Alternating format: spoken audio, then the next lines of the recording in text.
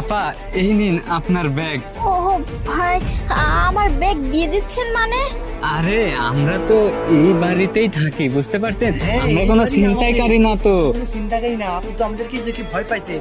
আমরা তো বাড়িতেই আসতেছিলাম, আপনি ভাবছেন আমরা চিন্তাকারী, তাই না? ও আসলে এখন তো মানে দিনকাল খুবই খারাপ। আমি আপনাদেরকে দেখে মনে করছি ছিনতাইকারী, তাই ব্যাগটা ওই পাশে ছুঁড়ে মারছি। আচ্ছা ঠিক ঠিক আছে। আপা, আমরা অত খারাপ লোক না, বুঝতে পারছেন? আচ্ছা ঠিক আছে, আপনি যান।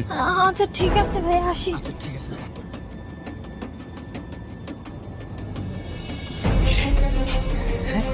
এর মধ্যে কি ছিল? আরে ব্যাগের ভিতর 2টা ফোন, দামি দামি ফোন, আবার 4-5 বান্ডেল টাকা। তো দিয়ে দিলি কেন? আরে আমি কি অত বলো, দামি টাকাগুলা আর ফোনগুলা ওই জায়গায় রেখে খালি ব্যাগ দিয়ে দিছি। দেরি করিস না, তাড়াতাড়ি যা, আমি গাড়ি উঠতেছি, তাড়াতাড়ি যা। আচ্ছা ঠিক আছে।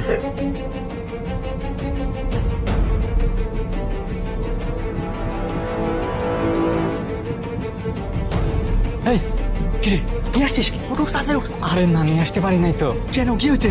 আরে মনে হচ্ছে ওই বাড়িওয়ালাই হতে পারে, টাকাগুলা ফোন নিয়ে নাড়াচাড়া করতেছে। কি বলিস তুই? হ্যাঁ চলে আসছিস? তাহলে এখন এতগুলো টাকার 2টা মোবাইল। আরে আমি কি করবো, আমি কিছুই বুঝতে পারতেছি না। আচ্ছা তুই এক কাজ কর, আমি এই জায়গায় দাঁড়া, তুই যা গিয়ে দেখ। আমি রেখেছি, তুই চুপচাপ দাঁড়িয়ে থাক। আচ্ছা